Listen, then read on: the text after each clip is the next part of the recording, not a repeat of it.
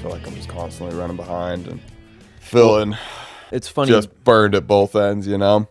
So in sales, you talk to a lot of people. That's the whole point. That's the gig, right? Numbers game. So whether it's, person sales or face-to-face sales where you're talking to somebody in a store setting, or if you're knocking doors, or if you're calling on the phones, the name of the game is to talk to as many people as possible. Right. So you get a pretty good wide sample pool to pull from. And everybody always says, boy, this time of year is just, I'm sorry, I'm interested. Just frazzled, yeah. I'm just frazzled. I'm not interested right now, though. Get back to me after the holidays. Yep. And it's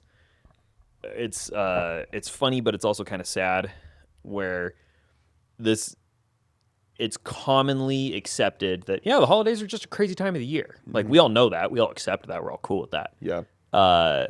And it's ironic because this is supposed to be the time of the year where you remember what's important and you're focusing on the right thing. Focusing on the right thing. And isn't it crazy how, ironically enough, just naturally, culturally, whatever it is, man, this is just that time of year where I can't focus on anything because I have so much going on between, and they could be good things. They could be plenty of good things, right? They're just, I don't want to say usually not. That's the wrong thing, because I think there's plenty of things that we get. Well, you, for example, what are you so frazzled with? Work? Work's good? Work's good. Yeah, that's true. Okay. Work's good. Orchestra's good. You're doing community concerts, playing Christmas music. I would say that's good. Yeah. Right? Lots of good stuff. People have to go do shopping for presents for people that they love and care about. That's what I was thinking on.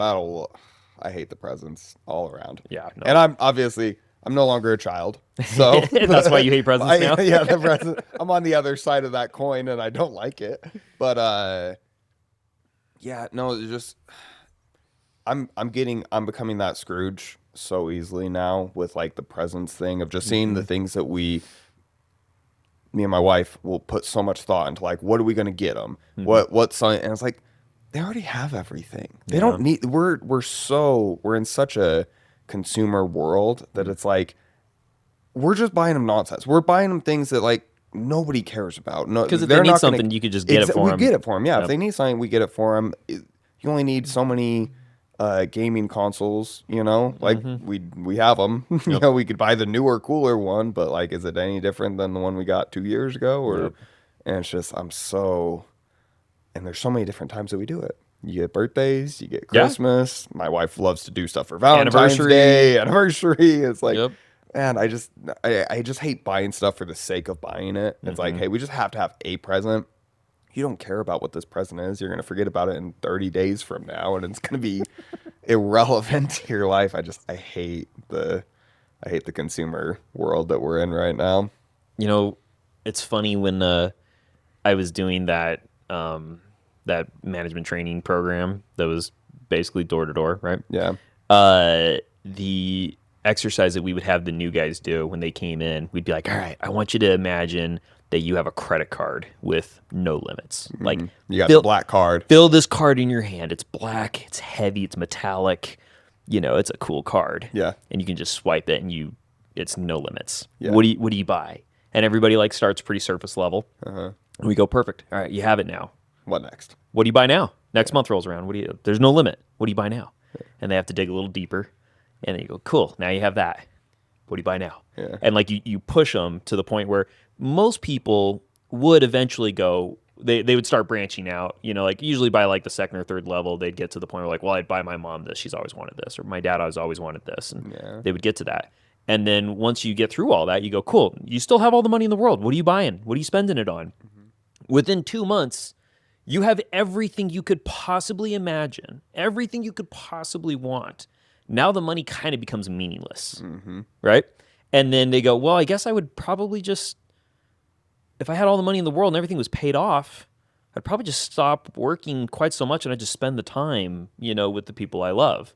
You realize the most valuable thing after all of that is done. It didn't cost anything. Yep. Right? Yep. And it's fun. Most people would arrive at that. Yes. There was a couple of outliers. There's exceptions. There's a couple of psychopaths on my team. but most people would eventually land on that. Yeah. And it's like, what's so funny is, you could just do that now. You could work hard enough to where your bills are paid, expenses are taken care of. You guys all have clothes on your back and food in the fridge, and you guys are okay. Mm-hmm. Rather than working extra hard for all that stuff that after 2 months you kind of stopped caring about. Yep. You could not swipe a credit card and just spend that time together. No, absolutely. And I've thought about this a lot. Obviously, a unique perspective having spent time in prison and being away from family. Mm-hmm. But that's always so relevant and forefront of my mind of we all have to work. You have to make some money to be able to survive in this world. Mm-hmm. I never want to work a second longer than that. I hate to say like minimum requirement, you know what I mean? Because like obviously it's good to do a little bit more and have a little bit of extra room from what you absolutely need. Everybody wants some wiggle room. Yeah, I mean, it's that whole adage of like, you're never going to be on your deathbed wishing, man, I wish I had spent more time at work.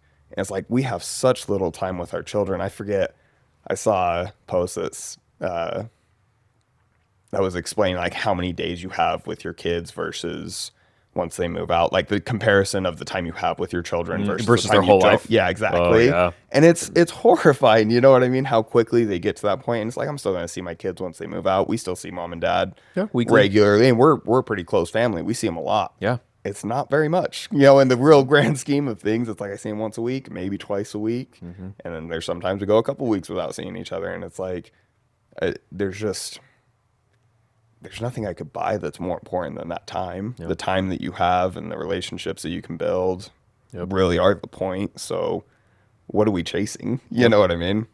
Yeah, no, I agree 100% because there is a push to work extra hard, be that star player on your team, be the best, and it's funny how I think the kernel of truth there that they're using is a good thing. Like, we want to excel. I think there is some pride and some good things about, hey, whatever you're going to do it well. If it's worth doing, it's worth doing right. If you're going to be a member of a team, be that person who's not riding the coattails and just signing your name on the project. Like, be one of the, contribute and do it well. Yeah. But not at the expense of what's important. Because, like you said, like, nobody on their deathbed goes, man, I really wish that I'd gotten Employee of the Month one more time. You know what I mean? Or, man, I really wish I hadn't broken my record of being Employee of the Month 8 months in a row. Like, at the end of the day, none of that's going to matter. No. Everybody's always, having that Scrooge moment of like, man, the most important stuff right in front of me that I was missing that didn't cost a dime, and I missed it. Yeah, absolutely. And it's like, kind of tying that back to Christmas is we've really made this push to, okay, the best Christmas in the world means that you've got to get the best gifts, you've got to make it fancy, you've got to post it on social media, you've got to have the coolest decorations and all that stuff. And what's even crazier about it is it feels like every single year you have to outdo what you did last year. Yeah. It feels like I'm constantly chasing like, well, it's a Harry Potter, Dudley gets, there's only 24 presents. Last year there were 29. Yeah, it's like, what? It feels that way. And my kids aren't even spoiled or crazy about it. It's like the pressure we put on ourselves of it's like, well, last year we got them this year we only have this. We got to do more. It's like, no, we don't. This is the wrong. And it's what's interesting, because I know we wanted to talk about the Christmas in society and how it's kind of shifted and what the priority's been shifted to. It's interesting in the context of how Christmas has changed as a society. I feel like there were two things that have changed a lot since we were children. One is obviously the commercial aspect of Christmas. That's been big for a long time, but it's constantly going the wrong direction. It's ramping up. Ramping up, exactly.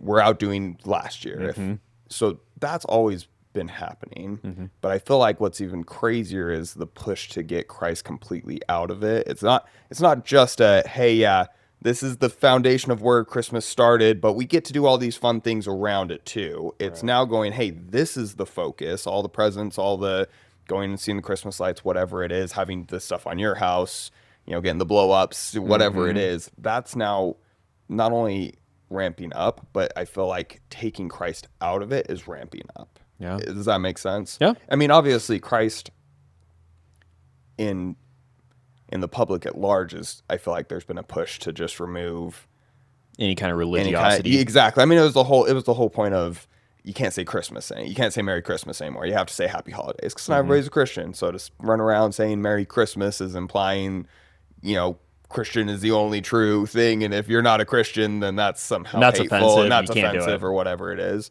Which is ironic in a country with freedom of speech, but Same. But and so what's interesting is I feel like we've been on that path of removing Christ more and more and then ramping up the commercial side of it more and more. And it's been interesting this year. And granted, we're in Utah, so who knows? relatively religious As I say, who knows saturation. how great of a test subject we are. I have heard so many Merry Christmas this year. Have you? Have you been hearing more No, than there's normal? a reawakening for sure. It is. It's been very interesting Yes. because obviously there's been a somewhat cultural Christian awakening in our country alone, but it's been cool. It's been cool how many people have, because I've been nervous to say. I used to be that Merry Christmas guy, and then I kind of did follow that trend of like, yeah, man, I don't want to make anybody upset. I don't want to offend anybody. Yeah, you're a nice So guy. I can say Happy Holidays. That's as easy as saying Merry Christmas. Yep. And maybe there's not really anything that important about saying Merry Christmas, but it's just cool that people are saying it again. Yep. And like, I've been like, oh, cool. Merry Christmas to you too. Have you run into anybody who had a problem with that? No, neither. and exactly. No, that's what's been interesting is like, because enough people said it to me this year that I was like, screw it. I'm going to start saying it. I'm going to go.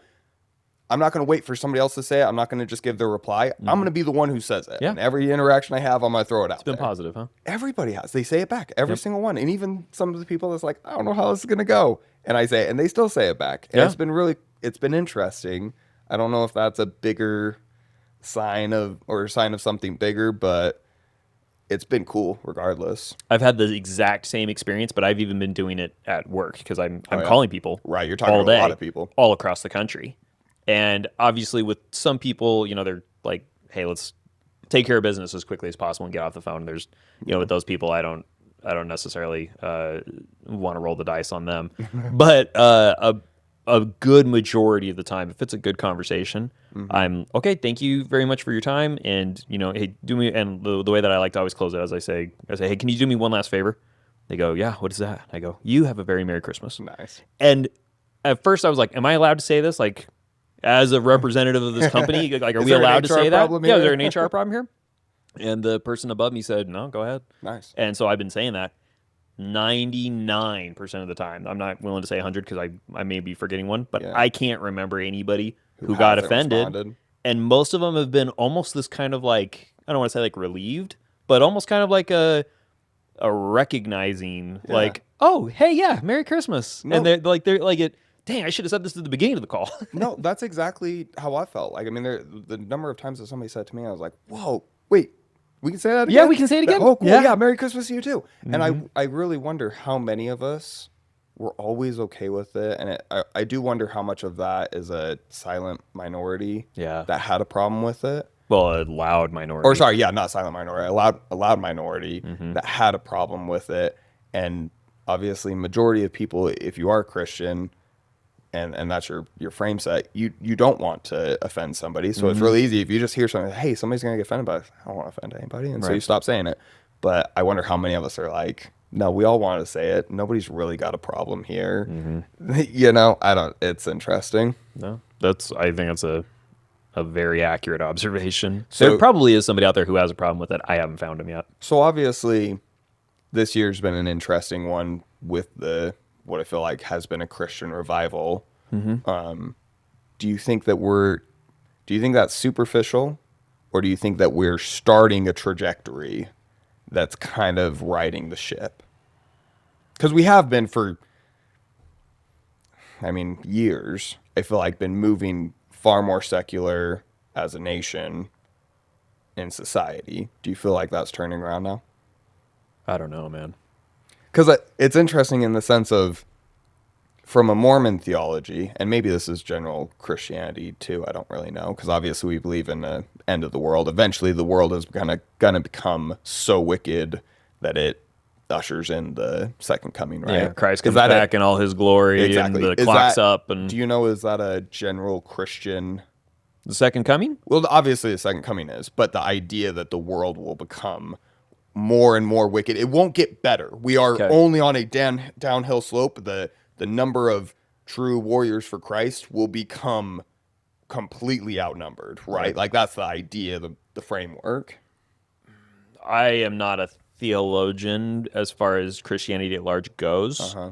I've obviously read, the easy stuff. Yeah. A lot of C.S. Lewis as well. Like if you read the Chronicles of Narnia, which is the story of the world, but in child story format, which for the record I love. Yeah. When you get to the end of that, he paints it as, yes, things get so bad that we're about to lose the fight. All hope is gone, and then Aslan comes back. So I think that is general Christianity. a generally accepted idea. So perfect then. That because this can speak to a larger audience then. It's always made sense to me that we were moving more secular, that there was crazier stuff that you would see, some of the stuff that you see in the VMA awards or whatever it is. You know what I mean? Like that kind of stuff is so shocking, but it's like I never would have saw that 20 years ago, but it's like, yeah, it makes sense because I've been taught we're in the latter days. This is the end times. We are Saturday's warrior. You know what I mean? Yeah, no, and so that trajectory made total sense to me because I've been waiting for Christ to come since I was 8. You know what I mean? But I guess that's what I was thinking is I don't want to give too much hope or credence to the revival. But it feels genuine. It feels like there is a cultural shift of like, no, we can be Christian. There's nothing wrong with that. You do whatever you want to do, and I'm not going to come after you, but I absolutely get to be Christian too. If you want that, I get to be Christian, and you don't get to come after me for it. You know what I mean? I get to say Merry Christmas, and if you don't like it, then sorry, you just get to deal with that. You know what I mean? In the same way, you get to tell me Happy Holidays, and I don't get to get offended that you didn't say Merry Christmas. You know what I mean? Absolutely. Can I expand on that for a second? Absolutely. Because I was very much in the same camp of, well, if Christ isn't going to come until things get really bad, I'm not sure I want things to get better because I want Christ to come back. Yeah. And if that's really what ushers him in, like, okay, fine. I'm not gonna make it worse. Yeah. But also like, hey, let's get to the second coming thing. And I saw something. So I've had this kind of thought in my mind now for a while now, for probably a year plus.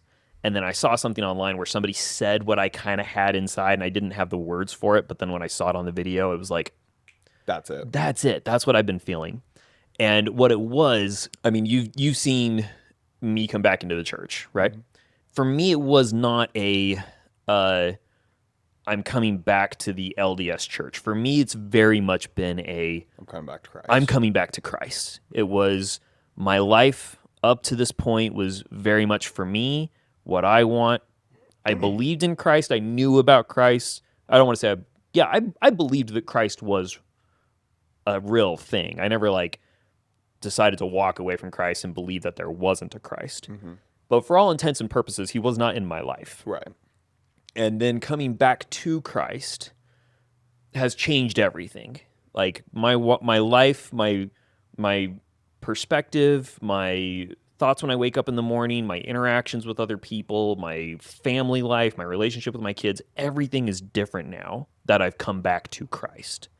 And in a way, what I've been writing in my journal and what I've been thinking about when I'm alone is that was my second coming. And I don't want to label it the second coming because I know there is an official big second coming that we're all waiting for. Mm-hmm.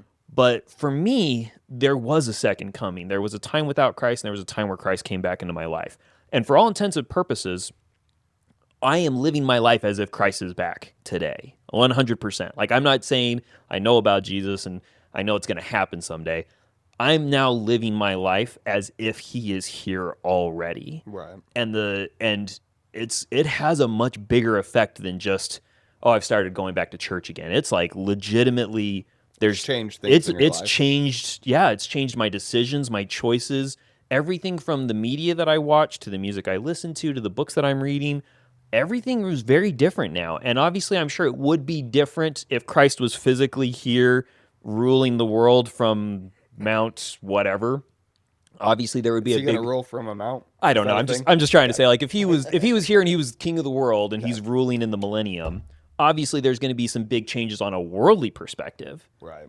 But as far as I'm concerned, he's back. He's in my You're life. living your life. I'm living my life as Right. if he's back. Right. So the thing that I've been kind of not wrestling with, but the thing that I've been kicking around in my head was like, I don't know why I was waiting for the second coming.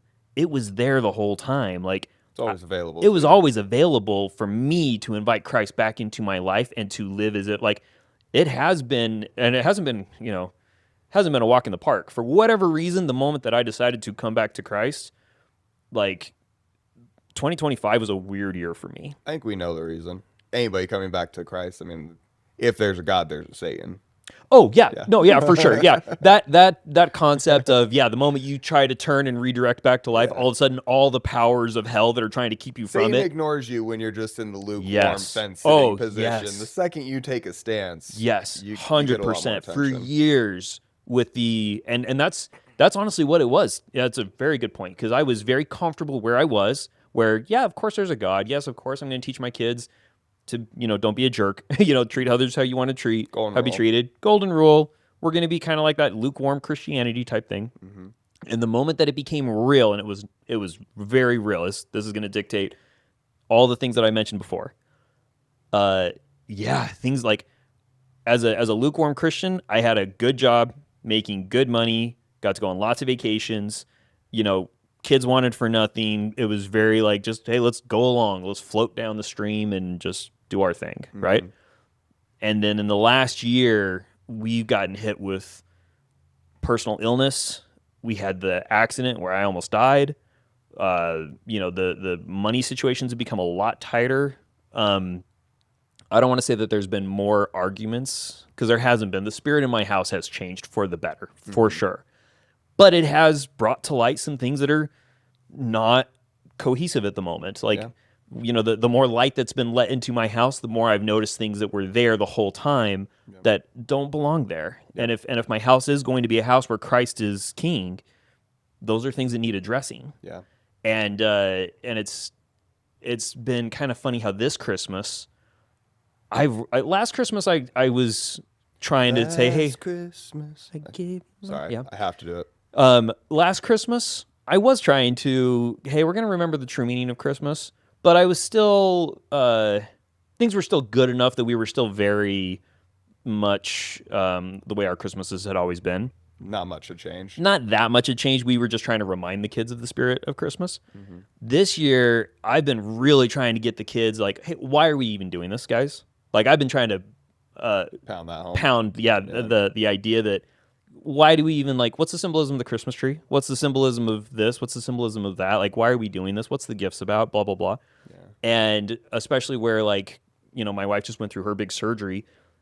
And then mom and dad are not, going to be here this year. Like, so normally for Christmas Eve, we get together. We normally get together and have a big Christmas Eve dinner, and it's not like a huge party, but there's a lot to it. We have our festivities. tradition. We have our traditions. This year, because mom and dad are going to be gone, and we're all kind of doing our own thing for Christmas Eve, and my wife can't even necessarily eat. We're not going to have like a big fancy meal. We're not going to do the big formal party this It's not year. going to be what it normally was. It's not going to be what it normally is. It's going to be me and my family sitting on a couch with a small meal, and all the glitter and tinsel is going to get taken away, and we're going to just have each other. And I'm so excited for that. Yeah. I'm so excited for this Christmas because it's kind like of forced pullback of the It is. commercial side of it. It is, and it's been so, like, my wife was really stressing, like, oh, this Christmas is not going to be good. It's not going to be, like, she's really fretting Christmas, to be honest.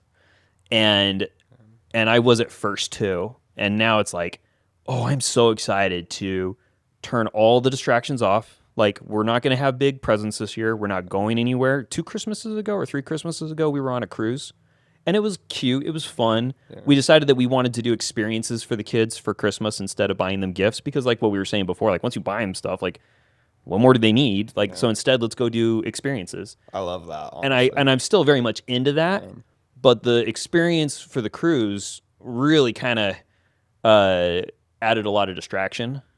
And whereas this year we're going to be just sitting in a living room, maybe watching some Christmas movies, playing Uno, whatever we're going to be doing. Right. But it's going to be much more just focused on the family and on, the gift that we are to each other. And I'm really trying to redirect my children back to that idea of like I was saying in a previous episode, how my oldest this year found out the secret. Like this is the year that she's Yep. realized that Santa was not what she thought Santa The illusion is was. dropped. The illusion is dropped for her, and I'm really proud at how she has handled done it. all right with She's it? doing really good with it, honestly, because she'll grab me and she'll be like, "Dad, I have to talk to you about the SC." And so we'll go to the next room over and she'd be like, I think that it would be really fun if we did this for so and so. Oh, And that's cute. she's just That's so embracing it. cool. And I've been so proud of her where this year she's focusing so much more on trying to bring joy to the others Nice. rather than asking for stuff. So that's what's interesting, because I think that is the point. I don't want to get too specific. Like, this is the point, but like, one of the points that I do love about Christmas in the gift aspect is I do love the idea of, like, I'm going to try to find a way to bring joy to somebody else. I'm going to try and think of what's going to bring them the most happiness. I'm going to try and give it to them. So I love that aspect of the gift giving. But there's the other side of, like, man, we get too focused on that. We get too focused on just the object itself, rather than there's so many more things that would have so much more value to anyone and everyone than a PlayStation. Yeah. You know what I mean? Oh, yeah. I just watched a video of Tim Tebow. You know who Tim Tebow is? He's an athlete, right? Yeah, it was He's the a NFL. swimmer, right? No, he I'm is kidding. a I'm kidding. Okay. I don't watch baseball. Yeah, I know. Shut up. Anyway, he was talking about just kind of making the analogy. If I lost a penny and I told you, like, I lost this penny, you have to help me find it. It's so important that I find this penny. You look at me like I'm insane, Yeah. right? But if your wife was like, I lost my wedding ring, I lost my diamond, Yeah. you would immediately be like, okay, yeah, that's Stop pretty and important. find it. Yeah, we're gonna spend some time. How many people are every single person has so much more inherent value than that diamond ring could ever have, and how many people do we treat like the penny? You know what I mean? No, he said it way more eloquently than I could, but it was so perfect for this time of year. It was like, every year I think, man, I really want to do more for just the random person. I want to recognize, because I think that's the point of Christmas, is that Christ came for all of us. We all have such inherent value that he did what he did. God gave us his only son. That whole concept is love for our fellow man. The way that they've almost weaponized Christmas is like, I don't even got time for the guy on the corner asking for change because I'm too busy Buying all the stuff for the select few. Exactly. And it's been kind of disheartening for me, just of every year I think I'm going to do something, and then every year Christmas gets busy and you go, I'm too swamped. I can't, I don't have I'm time swamped. for that. Yeah, exactly. And it's like, man, that really is the devil in the details of, it's like, man, I'm totally missing the forest through the trees, or however you want to say it. And I would love to be able to get to pull back from the commercialized aspect just a little bit and focus on the pennies out there. You know 100%. what I mean? We had a fantastic family home evening, which is an LDS thing for anybody who's not LDS. And we don't do like a standing meeting Monday night kind of a thing. You don't do the chart that we had. No, ours is not Prayer, structured. activity, We do not lesson. have specific roles that everybody plays, and if you don't do your role perfectly, you can get voted out of the council. Nothing like that. Ours are impromptu. They often take place during dinner, like when we're sitting around the table, because we're all around and there's no screens allowed at the table. So like that tends to be a majority of them. But we had a really good one where we were kind of talking about the symbolism of Christmas, and we had just recently watched. Sleeping Beauty, the Disney old classic, and we were talking about that's how one of my favorite Disney movies. I don't know It's if solid. It's the favorite, but it's definitely up So there. you know the scene at the beginning, you know how it opens. The book opens up, and you see everybody flocking to the castle because there is Princess Aurora's the being born. princess has been born, and everybody's coming to see the princess. Yep. Now, they're all nobility. They're riding in their big carriages, and these are all rich people, right? Yeah. And I was explaining to the kids, like, that's what was expected when a new royalty was born.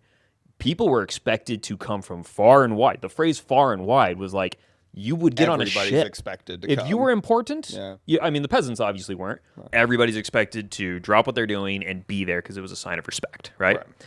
And we were going through the symbolism of Christmas, and I was telling the kids how, like, the candy cane has become one of my favorite symbols of Christmas, because when the most important high king of kings was born, compare it to in The Sleeping Beauty, did you see any peasants in that scene? Because all I saw were nobility. It was a special honor to get to go see the newborn prince or princess, right? Yeah. When Jesus was born, he didn't have a castle. He didn't have attendants, and like, he didn't get that 5-star treatment. He was born in what we would today call squalor. What's the phrase? Squalor. He was born in squalor. He was born in a cave where they kept the animals, and he was put in a manger, which is how they fed the animals. He was put in a dog bowl. Yeah. You know, like, this is the lowest of the low. And the ones who came to see him the night he was born were the lowest of the low in society. I mean, as far as ancient society went, shepherds were pretty close to the bottom. Right? And they were the ones who came to see him. And I love that symbology because, like you said, he came for everyone. It was to show that he is there for the lowest of the low. And later on, yes, kings did come to see him. Yeah. They got the full spectrum of people who came to see him when he was born. But guess who got to be first? I think it's Isaiah, where it says the first shall be last and the last shall be first. Yeah. The first ones to get to see him were the ones that would never get to see royalty. And yet when he entered this world, he entered at the lowest point anyone could at that point.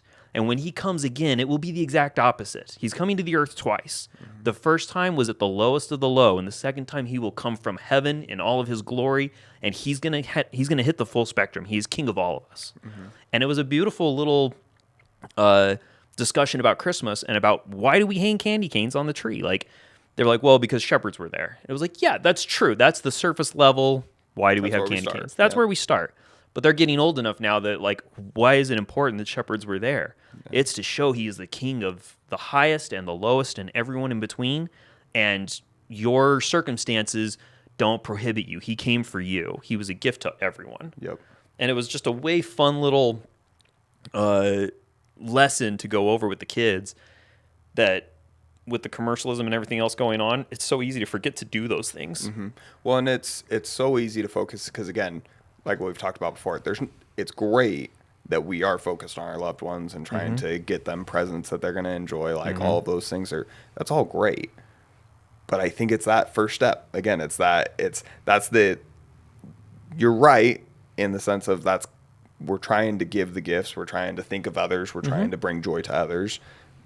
But that's just the first step. And it's so hard to branch beyond our immediate circle and recognize there are so many other people out there. I don't know. There's so many more people out there that we could do so much more for that doesn't cost a dime. Rather than making it all about what can I monetarily give you, I feel like there's so many better ways that we could be spending our time or our resources, I guess is maybe not the right word because I'm trying to get away from the money aspect of it. But still, I mean, I think he came for everyone and he cares about everyone. And if we're supposed to be his hands here on the earth, then that's kind of the point, or what I feel like the point should be of this time of the year is to go and help those that he would help. Exactly. No, I think you hit it right on the nail on the head right there. Like the idea of what we do around Christmas time, and it's even in the songs, right? When it's the most wonderful time of the year, when they talk about how, like, there'll be caroling in the snow, when friends come to call, like there's all these little hints of what makes it special. Yeah, so there's all of these little hints in the music along the way of, like, what makes it the most wonderful time of the year. But when we forget to do that, like, how many friends have you visited for Christmas? Exactly. How many people have you gone out on the street and just tried to help, or I think it would be really cool if we could all be Mother Teresa and just help the random people on the street. Like, that would be the That's the goal, Yeah. for sure.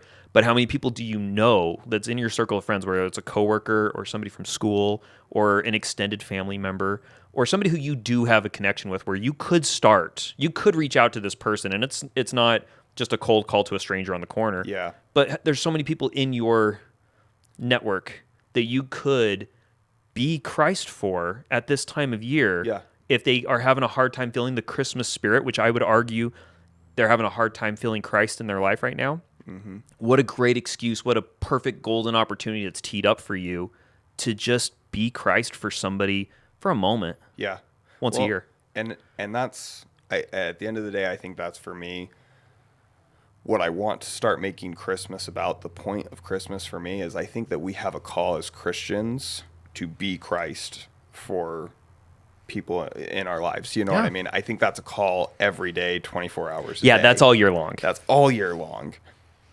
The magic of Christmas is it's a time where most of us are going to hyper focus, hyper fixate on that. It makes that, it's kind of like what we talk about of, we should always be able to have conversations with people. It's just usually easier with people that you love and you care about. It's easier to hear a perspective that you disagree with if it's somebody you actually care about. That's where you practice. That's where you practice. I think it's a very similar concept with Christmas. Christmas is a time of year where all of us feel that little that extra something. You know what I mean? And it makes it easier to practice a call that we have been called to do all the time, all along. Exactly. And I think that's what I know I have been missing from Christmas for a couple of years now, because I know that's, I mean, not to get too derailed, but that's a big part. We've had this conversation before of like, I know that I'm a Christian.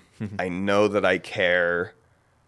I know that I care about this. Right. But I've kind of been on the fence. I've been reluctant to I've been dipping my toes into the water and reluctant to fully jump in, because I know once I fully jump in, I have to make this an everyday thing. It's not just on Sunday I go to church and do whatever it is, or on Christmas I'm a little bit more Christ-like. It's every day I'm called to be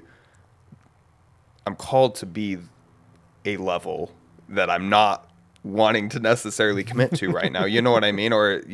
So I think that's just the part that's been missing for me for a couple of years now. I know that I have a call. I know that I can answer it, and I have in the past, and I want to get back to that.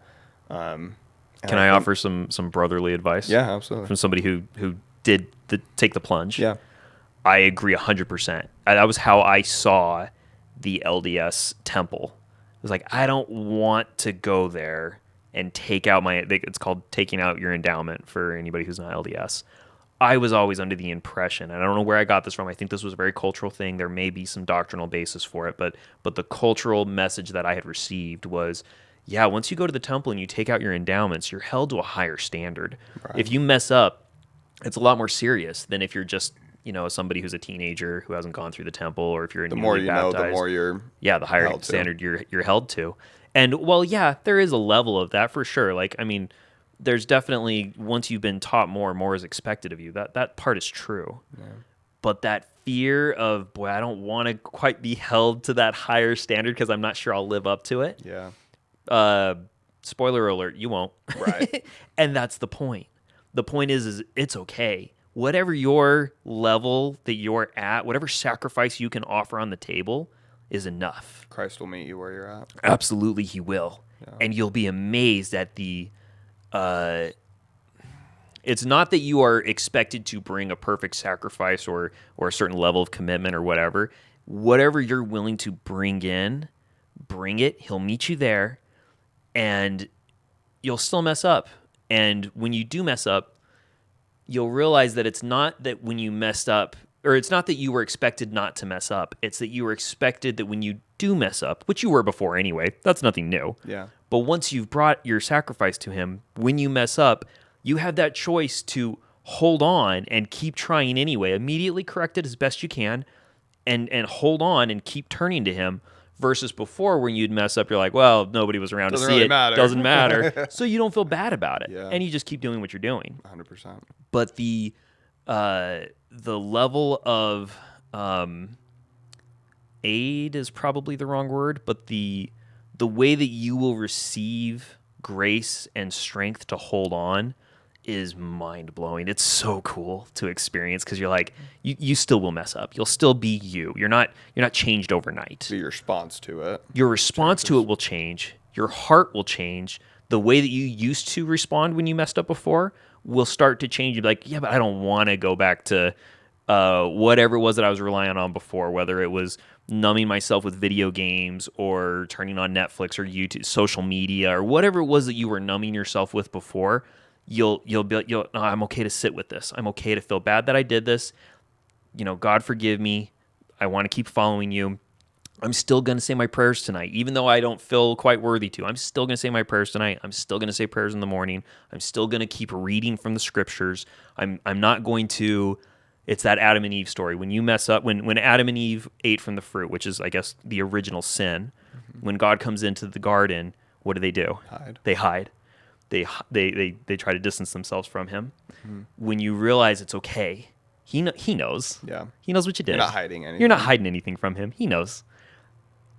But choosing to stay in the light and keep your face turned towards him and continue with your reading and continue with your prayers and continue trying, you'll realize that's what he's after. That's all you could offer anyway. There's nothing you can offer him that's not already his. Yep. The only gift you can bring to Christ is your choice of what you're going to do next. And if you choose to hide, obviously you're not choosing him. Yep. But if you can just sit there and continue trying and continue giving him your choice, that's all he's asking for. That's that broken heart and that contrite spirit and saying, Lord, I am not enough. I am broken, but here's what I have. It's yours 100%. That's the only gift that we can give him. Yeah, absolutely. And so Which is beautiful in the spirit of Christmas. Yeah. Yeah, if we're talking about how to give gifts, that is the gift, right? Yeah. And that's what Christmas means to me. Christmas to me is, you're right. We do have a calling all year round. If you're going to follow Christ, your calling all year long is to follow him. And he says, if you love me, feed my sheep, which is all he did. From the time he started his ministry, 24/7, he was feeding sheep. He was caring for those who needed care. He was ministering to those who needed ministering. And if we're going to follow him, that's our charge. Yep. And we're supposed to be doing it all year long, but it is easier when there's the whole team rah-rah. We're all going to have good cheer towards our fellow men. It's a lot easier to do that. And I think I almost kind of see the Christmas season almost as kind of like fasting now, because the fasting for me has turned into, I'm going a period of time in the world, and then fasting is my reset now, where I cut out all social media, I cut out all contemporary music, I cut out food, I cut out all these things, and it helps me recenter. And Christmas is kind of like a giant societal fast where we should be focusing. At least it should be, yeah. The idea behind it is it's a time for us to focus on what truly matters and sharing the most important gift. Like you said, the gift of God giving his only begotten son to us. That is the ultimate gift, and it applies to all of us. So Christmas season could be kind of a way for us as a society to refocus on what's important. And it's been so much better for me personally to refocus on that and cut out the distractions and all that stuff. Yep. I think that's a kind of a good note to end on, or at least with that conversation of society, I think, has kind of gotten away from the true spirit of Christmas. And for any of us that are Christian and do care about the gift of Christ to us, that is kind of our calling, is to recenter Christmas around Christ again, and around that sacrifice, and around feeding his sheep, and making that the focus again. And not to say that you can't participate in the other stuff that's there. It's all great, it's all fun, and there's nothing wrong with it. But if that becomes the focus over Christ, then we're missing the point. And that's our responsibility as Christians, is to help be the change and kind of get it back to a Christ-centered.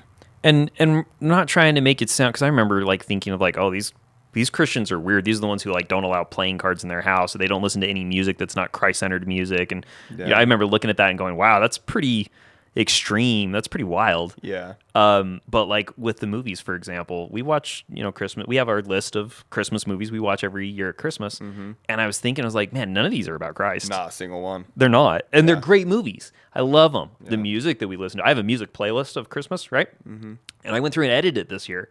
I didn't realize how many of them, because like there were like pop 40 music. Like there's Santa Tell Me by Ariana Grande. I'm embarrassed to know or to say that I know it. I'm Sorry, I'm outing myself here as a fan, but it's a fun little Christmas song. It's got jingle bells in the rhythm section, and it's a poppy fun song. And it's like it's her saying, "Santa, tell me if he really cares, because I can't give my heart away if he won't be there next year." It's a cute song. Right, yeah. It's a cute song. Okay. Nothing to do with Christmas. Right. Absolutely zero to do with Christmas. And when you think about it, she's kind of saying like, hey, tell me if he really loves me, because I'm about ready to give it all up to him. And I don't want to do that if he's going to dip afterwards, right? Yeah. Very not the message that I'm trying to teach my children, right? A good example of how something with fun major chord progression, poppy, jingle bells, it's packaged really, really well. It's packaged as a Christmas song. Yeah. Nothing about Christmas in it at all. Nothing about it.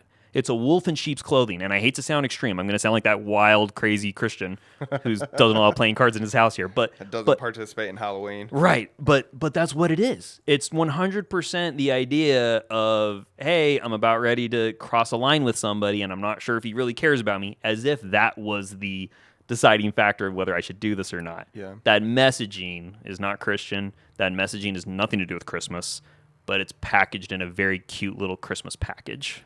But listening to the older stuff that has the Christmas music, I like even Here Comes Santa Claus.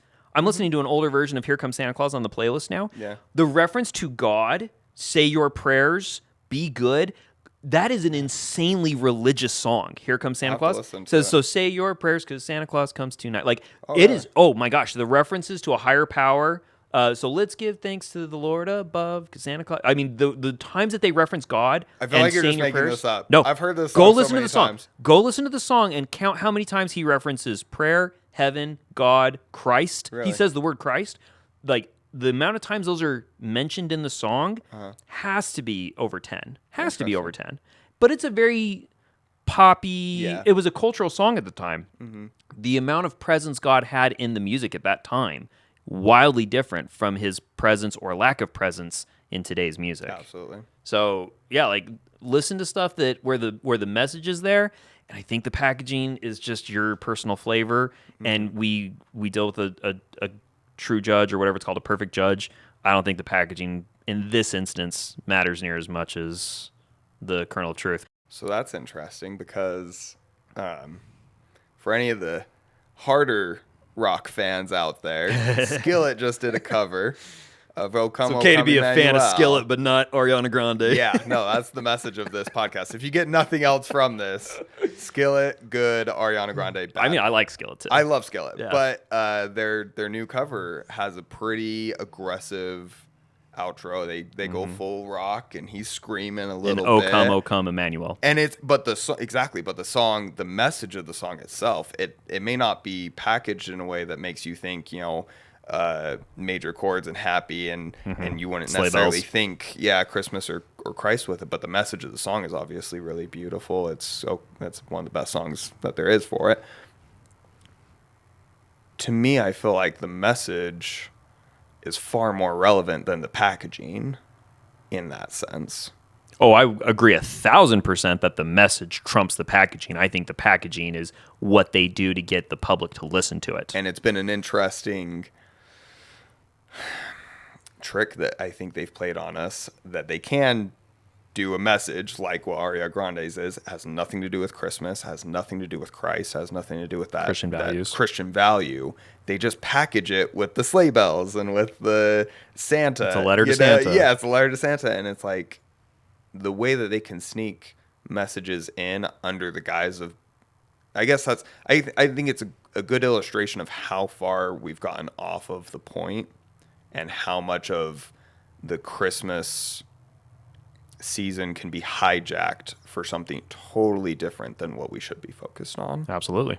But as far as that Skillet song goes, Is that the kind of song that you would play around Christmas time? I would, because I love that kind of stuff. But I know that I've been really curious. I want to show it to Mom and get her thoughts on it. Show her the soft version first. Well, no, I'm gonna go straight to that one. But because I mean, she was the woman that heard us listen to Linkin Park when we were kids, and just was like this devil music. It's like, well, the song's not even about anything. It's just harder. It's being presented in a way that, if you're not into that kind of music, you might have an initial wall that goes up against it. But it's like, to me, it really comes down to the kernel of truth of intent is so relevant to me. We're gonna have to do a whole episode on intent, in life, but I just feel like that's a perfect illustration of one will be packaged in a way that will be far more palatable to the greater general audience. Populations. But the intent and the message behind the song is way worse than what Skillet's hard rock screamo version is. You know what I mean? And at the end of the day, if I could choose to listen to one or the other and I'm really trying to get in the spirit, I would listen to the screamo of "O Come, Emmanuel" before I'd listen to "Hey Santa" or whatever it is. You know how we were talking earlier about how there's a kernel of truth and then there's all the packaging around it? Yeah. I agree. I think the "O Come, Emmanuel" up against "Santa Tell Me" is a fantastic example of complete opposites. Ariana Grande's, like you said, cute packaging, very culturally acceptable for Christmas. The kernel of truth in there is really kind of a rotten core, though. Yeah. The Emmanuel, or O Come, Emmanuel, is a wonderfully Christian-based concept and message and all of that. The packaging around it is definitely much more grungy and intense. We'll just call it intense. Yeah. And I think it's easy to put that into the preference category. If that's your preference, if that's your flavor, and you're getting the message, I think packaging could be put into the category of preference. Like if that's how you like to get it, or if you like to listen more to the Tabernacle Choir's version of "O Come, Emmanuel," it's the same message. Yeah. Your preference is this over that, and I don't think that's necessarily like wrong one way or the other. Yeah.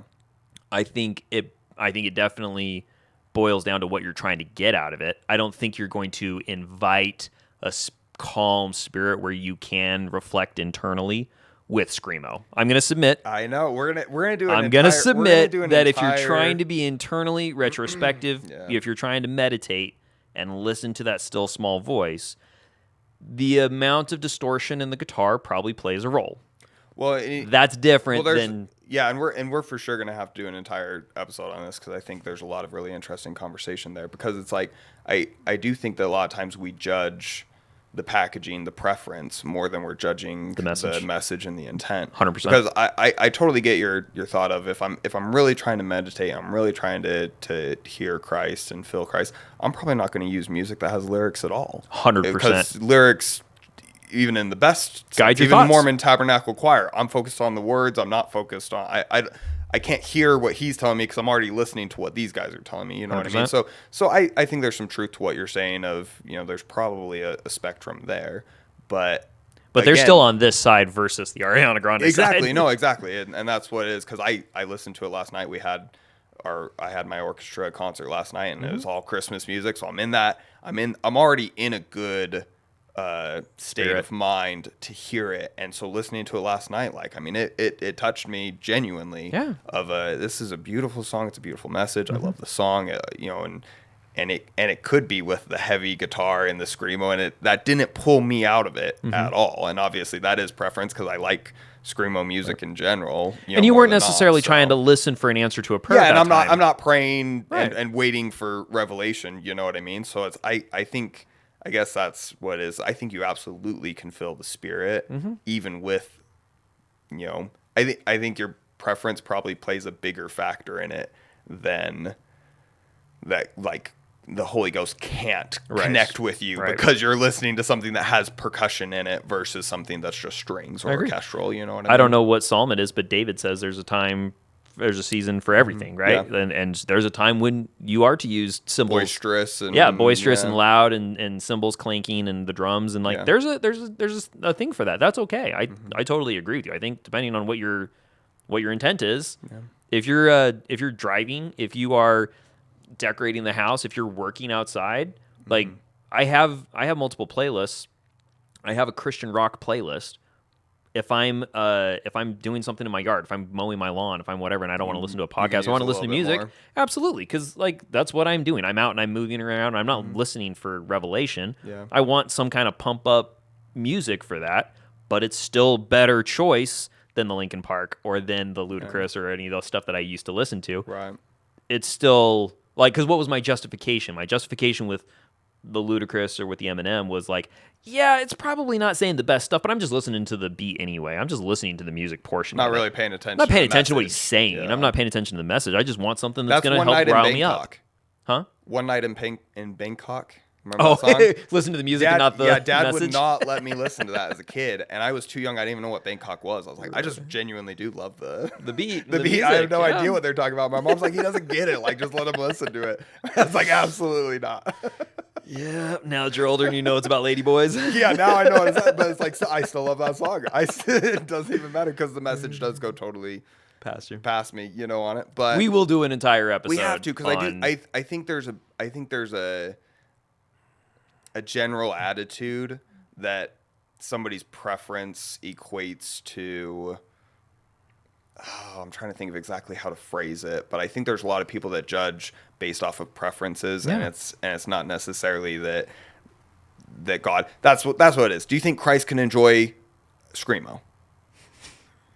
This is the setup. We're not going to get into it too hard. We're not going to get into it hard. With that, ladies and gentlemen, we're going to wrap up the episode. Good night.